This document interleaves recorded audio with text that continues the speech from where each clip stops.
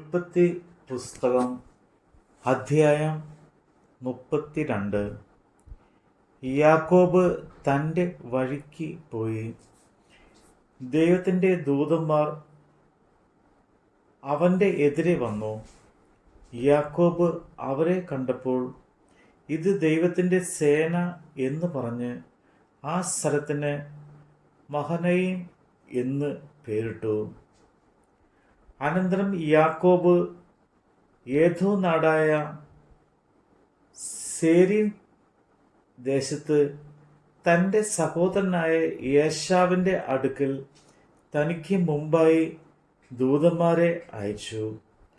അവരോട് കൽപ്പിച്ചത് എന്തെന്നാൽ, എൻ്റെ യജമാനനായ ഏശാവിനോട് ഇങ്ങനെ പറവിൻ, നിന്റെ അടിയാൻ യാക്കോബ് ഇപ്രകാരം പറയുന്നു, ഞാൻ ലാബാന്റെ അടുക്കൽ പരദേശിയായി പാർത്ത് ഇന്നുവരെ അവിടെ താമസിച്ചു. എനിക്ക് കാളയും കഴുതയും ആടും ദാസീദാസന്മാരും ഉണ്ട്. നിനക്ക് എന്നോട് കൃപ തോന്നേണ്ടതിനാകുന്നു യജമാനെ അറിയിപ്പാൻ ആളയക്കുന്നത്. ദൂതന്മാർ യാക്കോബിന്റെ അടുക്കൽ മടങ്ങി വന്നു. ഞങ്ങൾ നിന്റെ സഹോദരനായ ഏശാവിന്റെ അടുക്കൽ പോയി വന്നു. അവൻ 400 ആളുമായി നിന്നെ എതിരേൽപ്പാൻ വരുന്നു എന്ന് പറഞ്ഞു.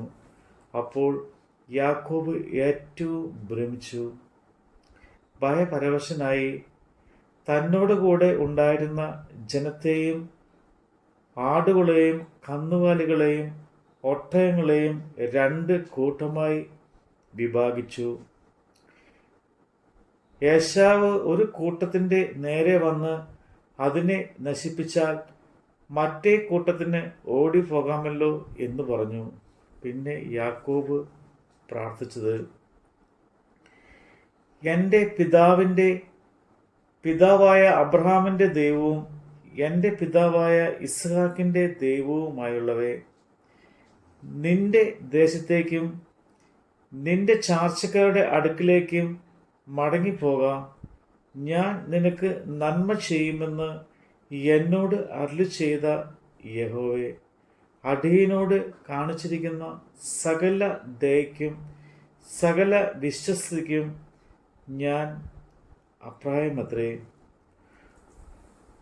ഒരു വടിയോട് കൂടി മാത്രമല്ലോ ഞാൻ ഈ ജോർദാൻ കടന്നത്. ഇപ്പോഴോ ഞാൻ 2 കൂട്ടമായി തീർന്നിരിക്കുന്നു. എൻ്റെ സഹോദരനായ ഏശാവിൻ്റെ കയ്യിൽ നിന്ന് എന്നെ രക്ഷിക്കണമേ. പക്ഷേ അവൻ വന്ന് എന്നെയും മക്കളോടുകൂടെ തള്ളയെയും നശിപ്പിക്കും എന്ന് ഞാൻ ഭയപ്പെടുന്നു. നീയോ, ഞാൻ നിന്നോട് നന്മ ചെയ്യും. നിന്റെ സന്തതിയെ പെരുപ്പം കൊണ്ട് എണ്ണിക്കൂടാത്ത കടൽക്കരയിലെ മണൽ പോലെ ആക്കുമെന്ന് അരുളി ചെയ്തുവല്ലോ. അന്നു രാത്രി അവൻ അവിടെ പാർത്തു.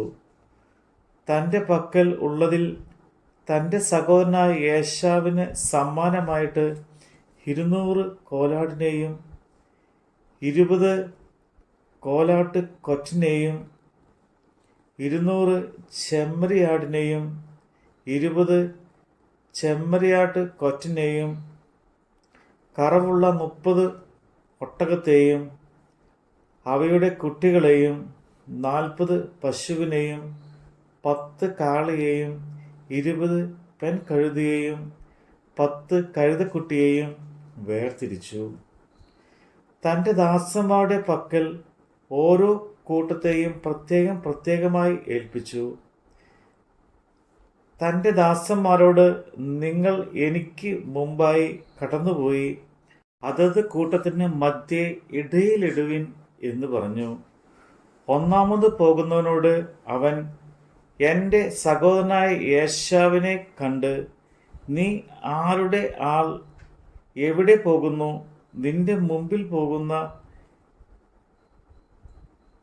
ഇവ ആരുടെ വക എന്നിങ്ങനെ നിന്നോട് ചോദിച്ചാൽ നിന്റെ അടിയാൻ യാക്കോബിൻ്റെ വക ആകുന്നു. ഇത് യജമാനായ ഏശാവിന് അയച്ചിരിക്കുന്നു സമ്മാനം. അതാ അവനും പിന്നാലെ വരുന്നു എന്നു നീ പറയണം എന്ന് കൽപ്പിച്ചു. രണ്ടാമത്തവനോടും മൂന്നാമത്തവനോടും കൂട്ടങ്ങളെ നടത്തിക്കൊണ്ടുപോകുന്ന എല്ലാവരോടും നിങ്ങൾ ഏശാവിനെ കാണുമ്പോൾ ഇപ്രകാരം അവനോട് പറയുവിൻ, അതാ നിന്റെ അടിയാൻ യാക്കോബ് പിന്നാലെ വരുന്നു എന്ന് പറയുവിൻ എന്ന് അവൻ കൽപ്പിച്ചു. എനിക്ക് മുമ്പായി പോകുന്ന സമ്മാനം കൊണ്ട് അവനെ ശാന്തമാക്കിയിട്ട് പിന്നെ ഞാൻ അവൻ്റെ മുമ്പേ മുഖം കണ്ടുകൊള്ളാം. പക്ഷേ അവന് എന്നോട് ദയ തോന്നുമായിരിക്കും എന്ന് പറഞ്ഞു. അങ്ങനെ സമ്മാനം അവൻ്റെ മുമ്പായി പോയി അവനെ അന്ന് രാത്രി കൂട്ടത്തോടുകൂടെ പാർത്തു. രാത്രിയിൽ അവൻ എഴുന്നേറ്റ് തൻ്റെ 2 ഭാര്യമാരെയും 2 ദാസിമാരെയും 11 പുത്രന്മാരെയും കൂട്ടി യാക്കോബ് കടവ് കടന്നു. അങ്ങനെ അവൻ അവരെ കൂട്ടി ആറ്റിനക്കരെ കടത്തി.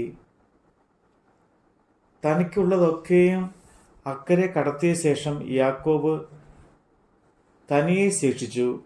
അപ്പോൾ ഒരു പുരുഷൻ ഉഷസാകുവോളം അവനോട് മല്ല് പിടിച്ചു. അവനെ ജയിക്കുകയില്ല എന്ന് കണ്ടപ്പോൾ അവൻ അവൻ്റെ തുടയുടെ തടം തൊട്ടു. ആകയാൽ അവനോട് മല്ല് പിടിക്കുകയിൽ യാക്കോബിൻ്റെ തുടയുടെ തടം ഉൾക്കിപ്പോയി.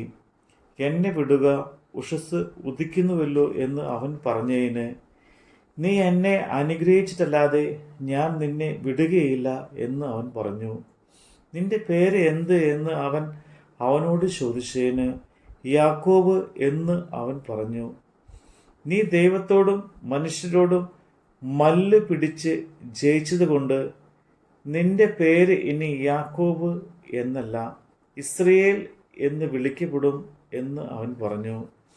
യാക്കോബ് അവനോട് നിന്റെ പേർ എനിക്ക് പറഞ്ഞു തരണം എന്ന് അപേക്ഷിച്ചു.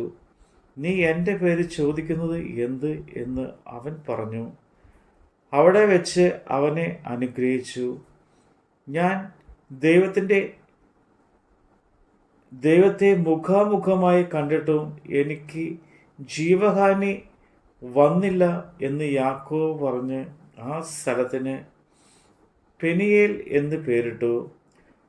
അവൻ പെനിയേൽ കടന്നു പോകുമ്പോൾ സൂര്യൻ ഉദിച്ചു. എന്നാൽ തുടയുടെ ഉളക്ക് നിമിത്തം അവൻ മുടന്തി നടന്നു.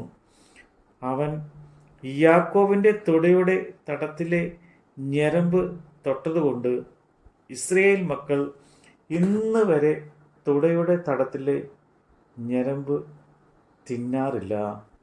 നമ്മുടെ കർത്താവിൻ്റെ വചനമാണ് നമ്മൾ കേട്ടത്.